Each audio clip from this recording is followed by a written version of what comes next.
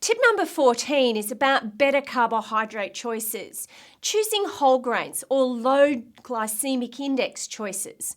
Low GI choices release their carbohydrate slower into your system. Foods like natural muesli or coarse rolled oats, less refined breakfast cereals tend to be low GI and contain more whole grains.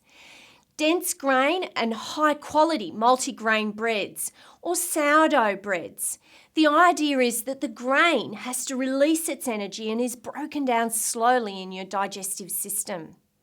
Pasta, barley, cracked wheat, noodles, long grain rices also are low GI.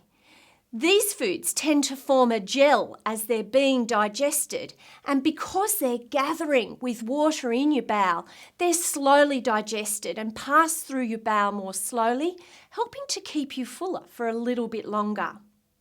Foods like corn and legumes, foods like chickpeas, kidney beans, broad beans, parsnip, and charisma potatoes, a type of potato that happens to be low GI, are also recommended.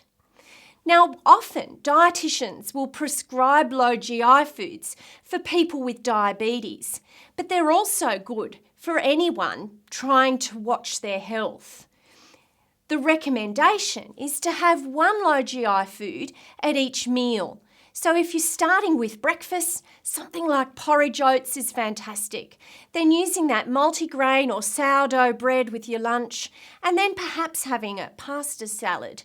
Maybe it's leftovers, or some legumes, chickpeas or kidney beans, tossed together with your greens, your tomato, your cucumber, your capsicum. It's just a fabulous way to enjoy low GI foods every day.